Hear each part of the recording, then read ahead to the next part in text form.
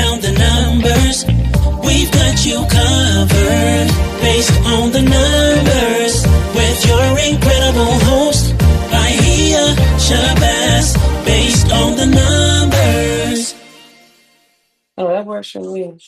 Yeah, so that's been the issue with cutting out a lot of the words to meet, um, so that we can continue to get funded. I'll tell you this also.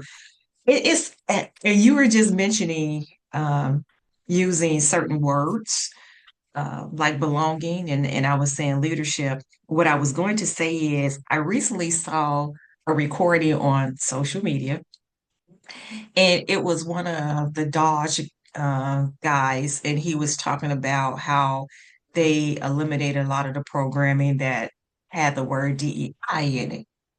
And the interviewer was actually asking, what is DEI? When I tell you he hawed all around what DEI actually meant, he really didn't know. And the interviewer literally kept asking the question, so what is DEI? Um, Black people? And it was Mm-hmm. and I'm like, are you kidding me?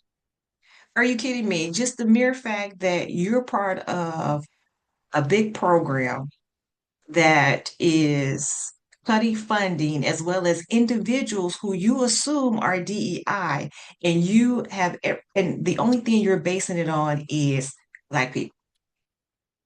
And Because I'm that's be what they honest, told you. exactly. And I'm be honest with you, Latrice. As he was trying to explain what DEI actually is, I said to myself, this dude is actually a DEI. It's Uh, DI higher for he sure. he is DEI. I mean, because he has no idea what it includes and what it involves. And I was hoping that he would actually start out with the definition. I'm like, okay, what is the acronym? Do you actually understand it is an acronym, DEI, diversity, equity, and inclusion? Once you say that, let's go ahead and break down what actually is diversity. What is the meaning of equity? What is the meaning of inclusion? He couldn't even say that. And that's the problem with a lot of what's going on right now. People are just regurgitating what they're hearing, not doing any research. There's no critical thinking in this world anymore. There is no, let me think for myself, let me do my own research. It is, what did that person say? I'm going to go ahead and say what he or she said. Same thing with critical race theory. When people are being interviewed on the street, man on the street type of thing, what is critical race theory says you don't like it.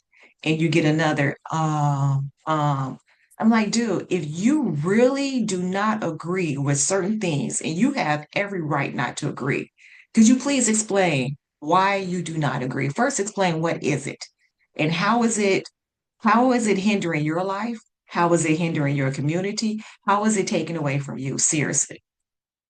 Because you all are DEIs. You are DEIs. When I'm reading the people who are getting hired for this administration, and I literally see high school diploma and an associate degree in a position that you took away from somebody who has a doctorate and 20 plus years of experience, and you said that person was a DEI. Are you kidding me? I'm sorry. So, yeah. No, no, you fine. I was listening. I just had it on mute because I didn't want all my No, no, background no. noise on your recording because you was No, going it's in. okay. No, I said So, I'm sorry because I felt no, you myself fine. about to get pumped up because it really does bother me. And I'm gonna It tell makes you me mad too. this. Because as a community, our community always taught us that we should work twice as hard to get noticed, half the recognition. And because of us over these scores of years of working hard, going to school, acquiring the education, acquiring the mannerisms and what we should and should not do, how we should move in the workplace, as well as education. I honestly think it has positioned us as Black people. And I'm not saying people of color. I know somebody may say, well, why are you only saying Black people? And I'm saying it because I'm Black. Okay, let's just start there. So I'm an expert on Black people. I can't speak on behalf of people of color. But what I am saying is because we are in a position where we are so educated, we have the experience that you would not help but to put us in leadership roles. Look how many of us have higher education as well as experience within the workplace that we're currently in. And then you have others who were just hired because of either, and I'm not saying all, but because of either nepotism or they know someone or simply because of how they look. I mean, to be honest. So we, in my opinion, we are navigating toward um, a country where we are positioned to be in a place of decision making. And I truly believe that it scares other people. It already scares people of how joyful we are, and we should be sitting back and crying because of what's occurring when this is nothing new to us.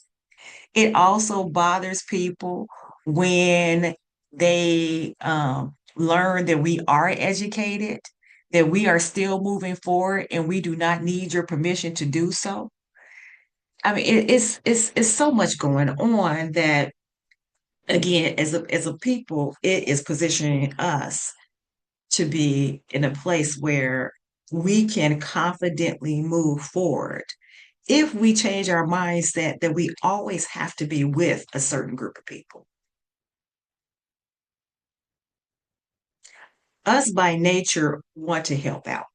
Everyone does not want to help us out, but we want to help everybody else out to ensure that we're doing what needs to be done in this country. And right now, here and now, I see and I hear people pulling their hair out. I read the concerns of, why aren't you doing anything? And my question is, why do I have to? All these scores of years, you you dismissed us as a people, what we had to say, the mere fact that not just white people, white women, the LGBTQ people who move over here from other countries. You all are taking advantage off of the blood, sweat, and tears of our back with civil rights and everything else.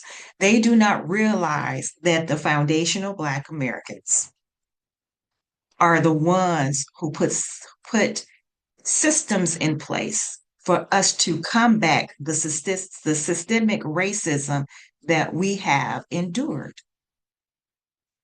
And instead, they say, well, we don't need you, or you should be doing this and that and the other. And this country was built because of immigrants. And we can have a long conversation about who was here first. That's a whole nother conversation. But it really does sincerely bother me when others want to now sit back and say, okay, I need for you to come in and fight this fight with me. When we've been fighting this fight forever by ourselves. By ourselves. And while we were fighting this fight, we still acquired an education. We still acquired expertise. We still found a voice. But now, since we are sitting silent and continue to progress, where are you at? Where are the Black people at? Why aren't you helping us? Mm-mm. It makes me think about when my parents would tell me, don't touch that stove. Don't touch that stove. You're going to get burnt. Do not touch that stove. But I wanted to touch it anyway, just to see how it happened, what would happen. And I think that's what white people have done, touch that stove. And they have gotten burnt. And then they want us to put that cape on. I tell people all the time, yeah, this S on my chest not only stands for my last name, Shabazz, but it also stands for Superwoman, because here I come to save the day. But we are, we're sitting back. We're sitting back. We're taking control of our nervous system, and we are at ease. I'm drinking my green juice, and I'm enjoying life. I am glowing, and I am enjoying life, as I hope all my other sisters are out there enjoying their lives. Oh, I see you got your tea or your coffee. I see that. But yeah, I mean, oh, root for your damn self. Let me tell you what my interpretation of root for your damn self means. There are so many things. One is, while you over here helping out everybody else, help yourself first. That's number one when I read that. The other thing is, um, take care of your home. The next one is you have to hold yourself accountable. And I'll tell you this now. I have this nonprofit organization, Brown Girls Do Invest. And with Brown Girls Do Invest, prior to COVID, some ladies and I went on a Brown Girls Do Invest tour. And one of them is, I'll never forget, she would always say that we have to hold ourselves accountable. We always ask everybody else to hold us accountable or help me. Can you wake me up at a certain time? And Danielle Pierce would say that. And Danielle, she's a successful person. And my thing is success is subjective. It's based off of what your interpretation is of success. I look at her as a successful individual. And when I first heard her say that, I had to sit back and think, what do you mean I should hold myself accountable? Not to say that I shouldn't, but we rely on so many people to make sure that we meet our goals. You have your accountability partner, but what about you? When you're sitting in the room alone, are you having a conversation with yourself? Rooting for yourself, right? As your mug say, root for yourself. You have to, but more importantly, you have to believe in yourself as well. I digress. We did all Yeah, that that based was off good. of That was good. Like you're gonna go back and play that and be like, oh, it's pretty solid. But yeah, yes, I agree. What's the other flip of that is put your life jacket on first. Your yes. mask on first. All of that.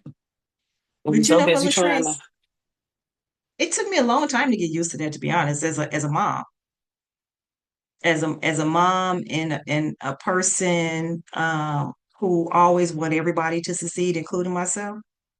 And I would take that literal when I first heard that on the flight and it said, put your mask on first before putting anybody else on.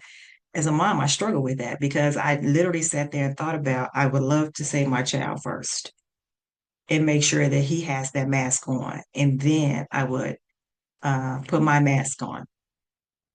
But then I started thinking about how does that translate in life?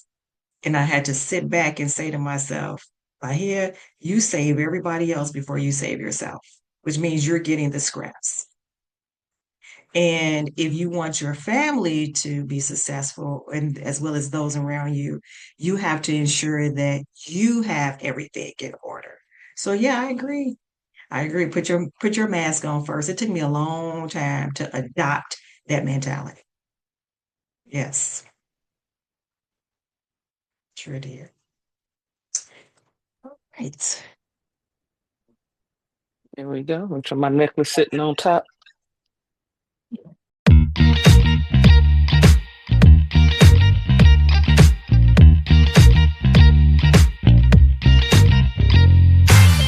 Wanna learn about economy, financial responsibility, breaking down the numbers.